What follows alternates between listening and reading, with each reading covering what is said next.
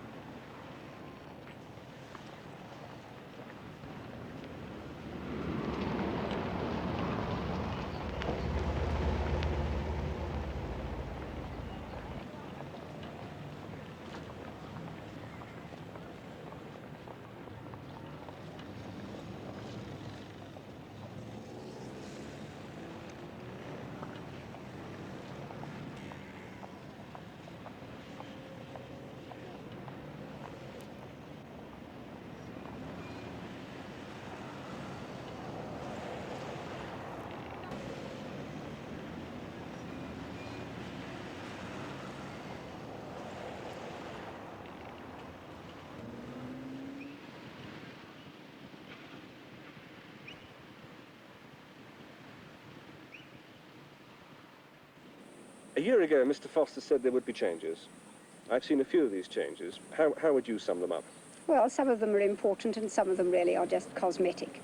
I would say that the petty apartheid notices, the removal of those, may mean something to some of the population, but in the main, the major changes have been through economic forces rather than through anything else, and also, I might say, through international pressure, such as in the sports policy. Is the change being dictated to from inside South Africa or only from outside? Well, really, both. As I say, the economic forces come from inside. In other words, there are just not enough skilled whites to do the jobs that are reserved for them, or the government would like to reserve for whites only. So many of these jobs have slipped into the hands of black workers. And today in South Africa, as you walk around, you'll find black people doing jobs that they did not do only a few years ago. So that's an important change, but it doesn't stem directly from Mr. Vorster's give us a year and you'll see great changes. So you're not denying that there have been important changes here? There have been changes, the economic ones, the sports policy, I think, the big changes that have taken place there, which incidentally really have been pressured from outside rather than from inside, are because of white spectator sportsmen badly wanting to get back into international sport. And those are quite important in that field, but they don't really affect the lives of the vast majority of black people in South Africa. It's very hard to see, though, how this process can be speeded up, other than a revolution. Oh, I think lots of things can be done without going to the extent of a revolution. I think that you could stop removals under the Group Areas Act. You could stop arresting Africans under the pass laws. You could start giving Africans greater responsibilities and coloured people and Indians too in all types of levels of government. All those things could be done without a revolution, really. They could be done, but how quickly will they be done? Well, that, of course, is another matter. There's a big resistance as far as white people are concerned to power sharing on the political front. The resistance is less as far as the economic situation is concerned. And certainly in some of these social fields, there have been changes.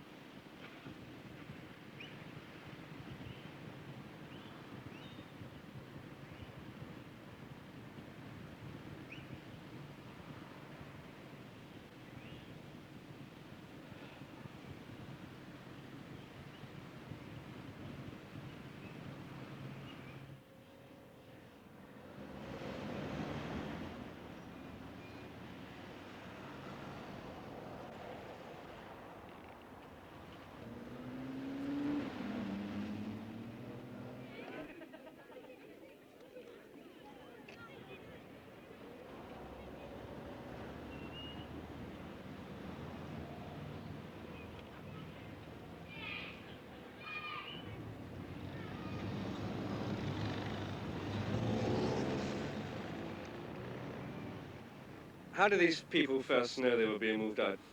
They woke up one morning and there were newspaper posters plastered all over the press, which just bluntly stated District 6 declared a white area. And most people, didn't realize that they'd become victims of the Group Areas Act until, people read the newspaper and they suddenly realized they're going to have to move from this area in which they've been living for generations, And because District 6 it's supposed to be a slum area or a sort of a part of Cape Town, but really it was a world on its own. Most people knew each other, families had grown up, with each other, and people were stunned. And eventually, they started moving. At that time there were about 65,000 people here, and the government started issuing notices to people that they have to move within a certain period, and people started being moved out. And then the bulldozers moved in? And the bulldozers moved in, and as you can see, the place is desolate.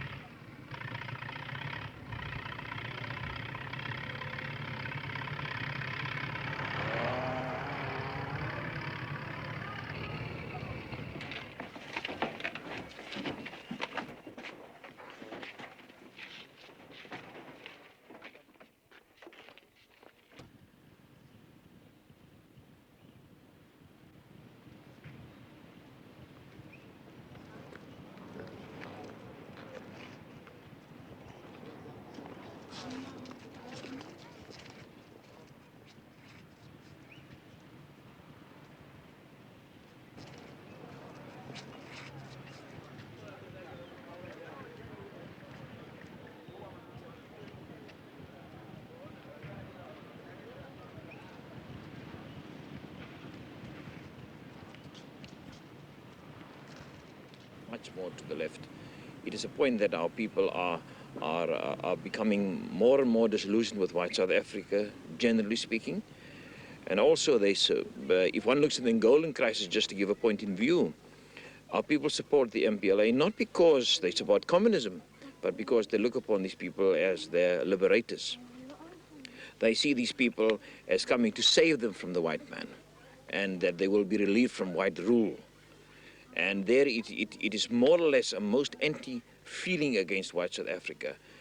And this, I think, is basically how our people are going to move. The gap will widen, and I think times the gap between what? The gap between white and colored is widening, as between the total black community and white is widening.